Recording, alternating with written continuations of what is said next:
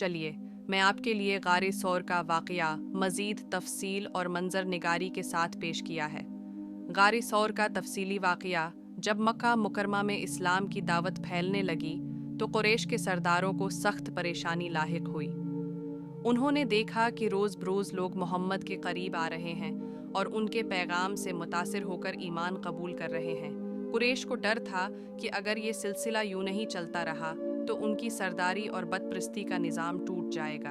आखिरकार उन्होंने दारालिंदवा में एक खफिया इजलास बुलाया। तवील मशावरत के बाद ये फ़ैसला किया गया कि मोहम्मद को कत्ल कर दिया जाए।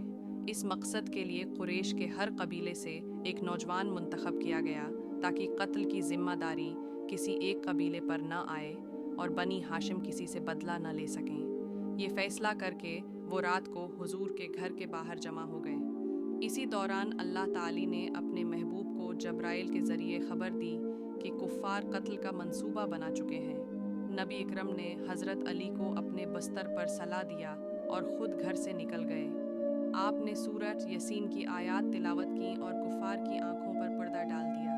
वो आपको देख न सके और यूं आप दुश्मनों के नरगे से निकल गए। इस वक्त आपने अपने सबसे करीबी और जानथार सहाबी हज़रत अबू बकर सदीक़ को साथ लिया। हज़रत अबू बकर को जब ये सआदत मिली तो उनकी आंखों से खुशी के आंसू बह निकले कि अल्लाह के रसूल ने इन्हें अपना हमसफ़र मुंतखब फरमाया। रात के अंधेरे में दोनों मक्का से निकले और जबल सोर की तरफ चल पड़े। ये मक्का के जनूब में एक पहाड़ है जिसके अंदर एक छोटा सा गार है जिसे गार सूर कहा जाता है। ये पहाड़ चढ़ना आसान न था, लेकिन हुजूर और हज़रत अबू बकर ने अल्लाह पर भरोसा करते हुए ये दुश्वार रास्ता तय किया। जब वो गार में पहुँचे तो हज़रत अबू बकर ने अर्ज़ किया, या रसूल अल्लाह, पहले आप तशरीफ़ रखें, मैं अंदर देखता हूँ कि कहीं कोई मूज़ी जानवर ना हो।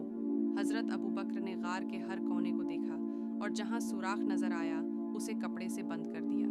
एक सुराख ऐसा भी था जिसे बंद करने के लिए कपड़ा काफ़ी ना हुआ, तो हज़रत अबू बकर ने अपनी ईड़ी से उसे ढानप दिया ताकि कोई सांप या बच्छू न निकल आए। फिर हुजूर अंदर तशरीफ़ लाए और हज़रत अबू बकर ने अदब से आपके कदमों के पास बैठकर पहरा देना शुरू किया।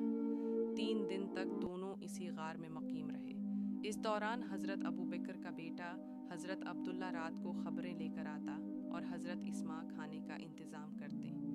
इधर कुरैश के सरदार हुजूर को ढूंढते ढूंढते गार सौर के दहाने तक पहुंच गए। इस वक्त हज़रत अबू बकर के दिल में खौफ पैदा हुआ और आहिस्ता से अर्ज़ किया, या रसूलुल्लाह, अगर ये लोग ज़रा सा नीचे झांक लें तो हमें देख लेंगे।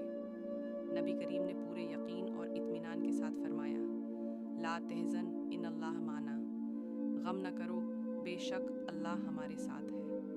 अल्लाह ताली ने अपने नबी की हिफाजत के लिए गैबी मदद फरमाई।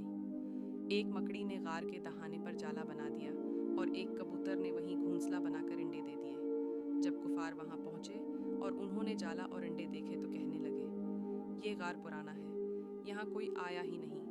अगर कोई आता तो जाला टूटा होता और अंडे टूट जाते। यूं वो वापस पलट गए और अल्लाह के महबूब दुश्मनों की निगाहों से महफूज रहे। हज़रत अबू बकर सारी रात जागते रहे ताकि हुजूर आराम कर सकें। उनका ये जज्बा और वफादारी क़यामत तक ईमान वालों के लिए मिसाल है।